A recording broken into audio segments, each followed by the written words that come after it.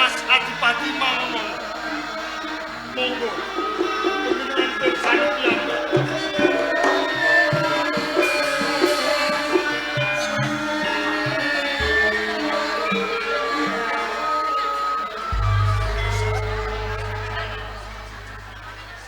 Iki aneh nyoto.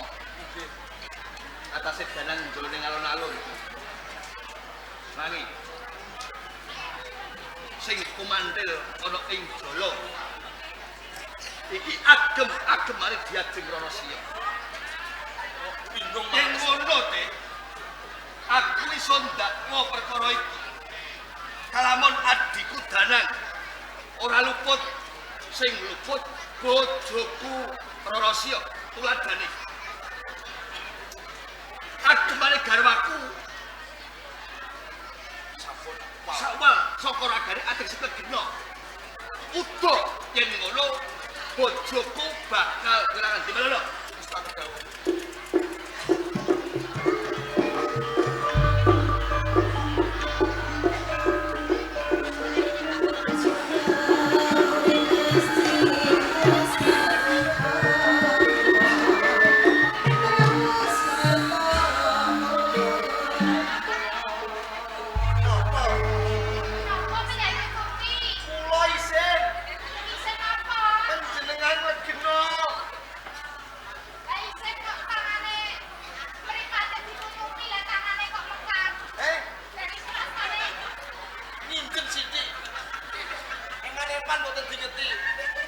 Jajeng. Kowe iki garwane pangarsa lho. Ditimbali kok malah ora nganggo ngageman sing becik, kok malah ngegenoh. Nyuwun pangapunten. Boten ngantos sampean paranipun dileki. Iya. Dumadakan agem-ageman kula incal utawi Agnes Kang Mas. Ilang. Nggih kula upati boten enten. Nggih sampean tolong. Kaki nopo? Lenatane kok boten enten. Maduko. Agnes. Lho. Iki Kang Mas, menika agem-ageman kula. Lah kok sundut wonten asta panjenengan? Aku njaluk sing jujur ati. Jawab. Aja nganti ngapusi aku. Sing lembung tresna kowe apa Danang? Danang apa kowe? Nggih kula Kang. Piye? Kula. Piye?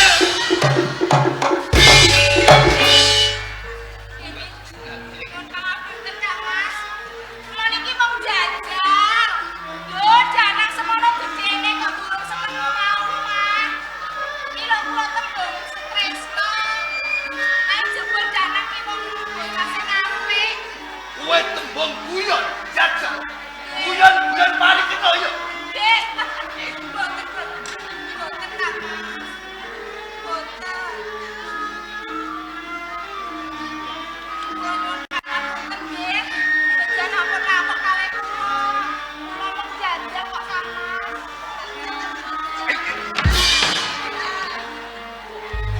Ampun ngaten Kang Mas.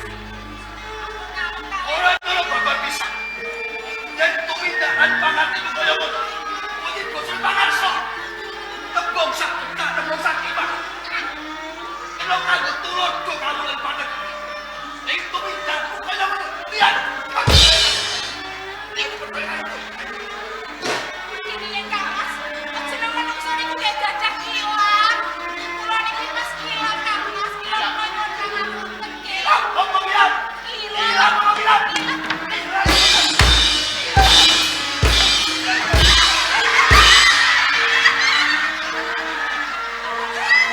Turun ya turun aku niku sing glodot.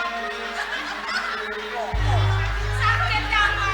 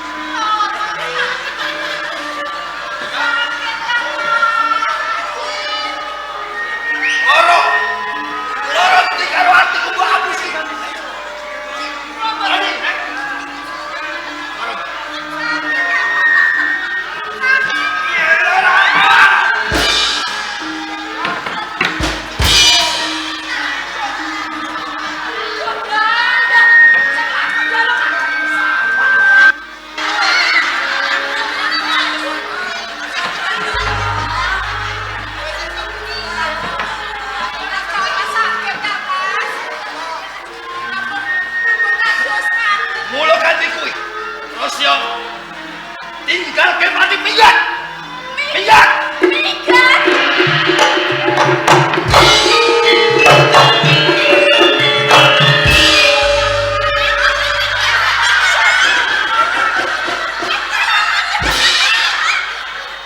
Akal bulus ya.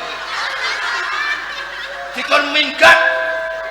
Ana bocah turu mbok gugah. Kone tani bener minggat ngono. Kelakone gento iku.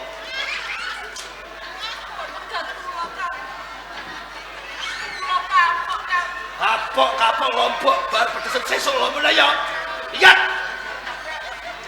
Somaten boten parapura kadung kula. Sampai ngapura kula. Ora butuh. Megel-megelan. Gat. Yo. Ora apa-apa. Ora pateken. Mbok pegat yo wis ora apa-apa. Segorane pati tak ning layar pirang.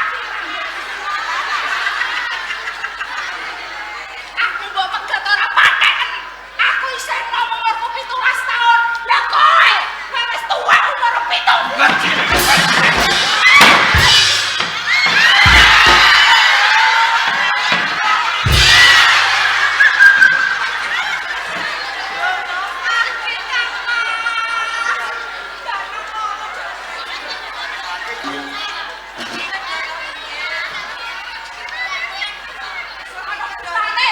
Ora ana gunane aku mapan ning pati. Kok sia-sia kok tunduk minggat.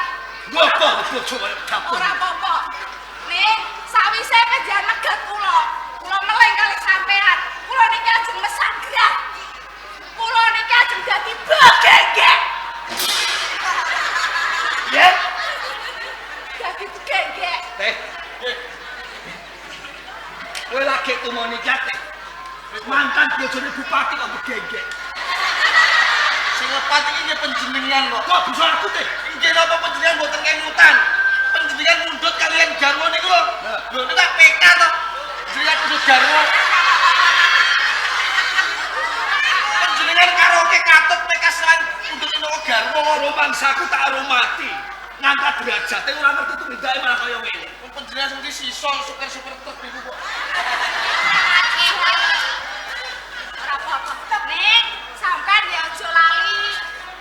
Sawise kula makan, kula ajeng buka kape ning samping pantai Layur. Kape Roro Siyo. Sedina sewengi karaoke karo ngeloni regane 20.000. Makin sampean milih kula nggih. Karaoke karo apa, Mbak? Karo ngeloni. 20.000. Iya. Ya iku bukan kasar gak ngapal blok kok. Dan murah dan rame. Lah cen nek masjid ngono gene. Yo saru masjid ki nggone wong sembahyang. Roh urut tuh tekene umat. Yo dosa no kafe kok cerak masjid. Kowe kok denger dosa barang. Lho, yo reti ra ketak ngene-ngene yo reti dosa. Lah ini ngerti kok sing karo dalan. Gila. Kira terus kowe. Tak idioni malah. Pun makin sampean nusul nggih. Ora butuh. Kafe Roro Siyo makin karaoke. Paling PKM yo iki. Tapi ra kanggo. Makin nyanyi kalih kula. Makin nyanyi lagune. Mas Kalimi.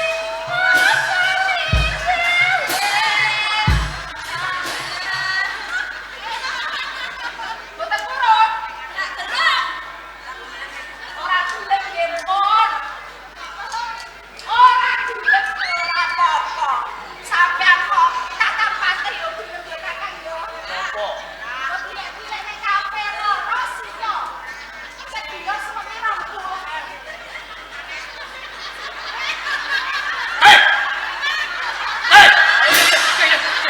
Dawa. Apa? Mboten. Kula tangketi kamar nomor pinten mungkin kalih grebek kula terkait Satpol PP ngono. Kakang pati. Perkara kamar gampang. Mengko WA utawa telepon. Nomere 081 325 66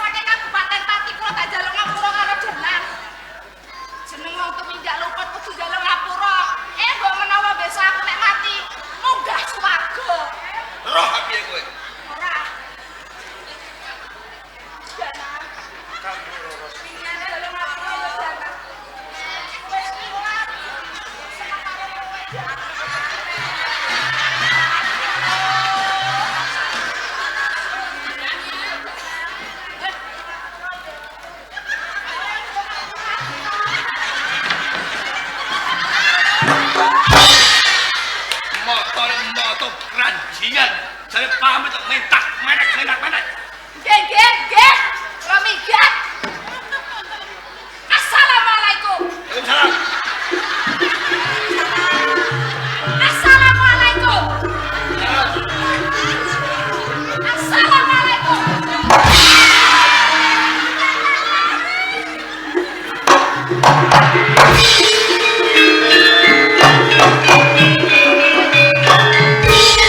Iki perkara diseto. Ora sah ninggalake pati. Mapan ono ing pati, barang pun kakak. Kang Mas Adipati Mangun.